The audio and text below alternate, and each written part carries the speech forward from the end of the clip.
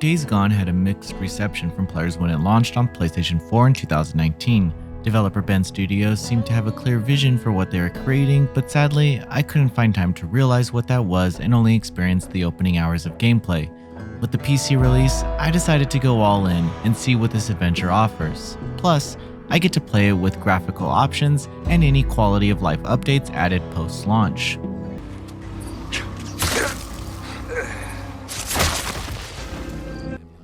Days Gone has an awkward way of telling its story. The game begins with Deacon's wife getting stabbed and some tough dude named Boozer third wheeling. The world around them seems to be at war as zombie-like creatures roam the streets. Deacon is able to get Sarah to an evacuation helicopter, which is full until he threatens the official with a gun, and strangely, and probably for the first time in history, it works. Sarah is whisked away in the helicopter, and we are sent 2 years into the future. The opening moments of gameplay for Days Gone are messy. There's very little to care about and no reason for the player to even be part of this. I was at a constant state of who's that and what the hell for the first 2 hours of gameplay it seemed. However, something happens as you play and you begin to slightly understand these characters and the complexity surrounding their personalities. Deacon has some serious issues with loss and his limited mental state affects his actions. He's impulsive and careless.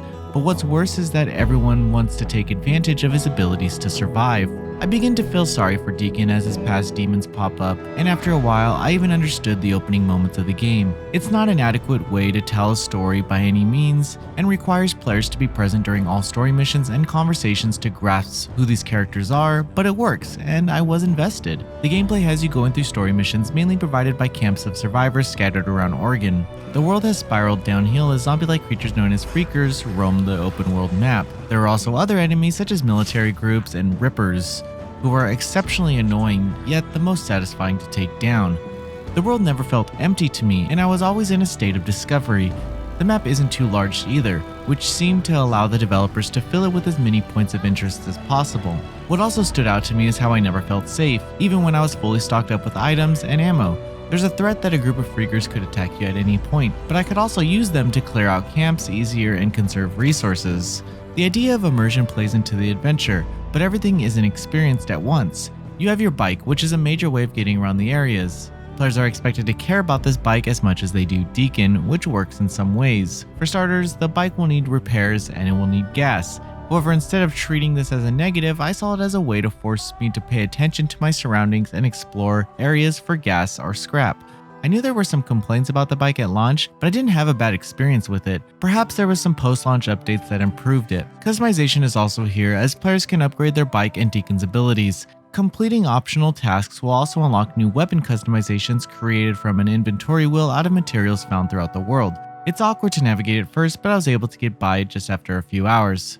The PC version of Days Gone offers numerous video options for players who want to get the most out of this experience. Comparing it against the PS4 release, this game still looks great. Further, players can play with unlocked frame rates, ultra-wide monitor support, and increased field of view to see as much of this world as possible, which is arguably one of the game's strongest features. The PC version also includes New Game Plus and various game modes to play outside of the campaign. These modes are fun if you enjoy the gameplay and just wish to test your skills, but most of the game's offerings come from the main campaign. There's also a decent amount of quality of life options, such as quitting to desktop in the menu, and several save options that make it clear Sony developers know how to make a PC game.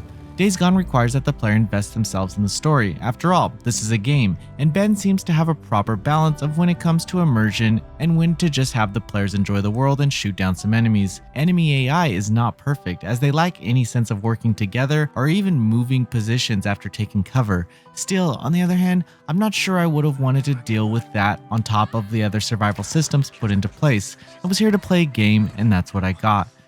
Days Gone on PC is the definitive way to experience this creative survival adventure. There's a decent level of options here for PC players to fine-tune their experience and even quality of life features missing from other PC-only titles. The story can be messy, but the more you progress, the clearer the intent of the staggered narrative becomes. The level of immersion is high in some areas, but Days Gone knows when to be a game and when to challenge the player's patience with mundane systems.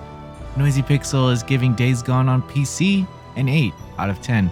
Thank you for watching. Please read the full review at noisypixel.net. NoisyPixel is run by a group of gamers who work hard to deliver news, reviews, previews, and more. Please subscribe to keep up with all our future content.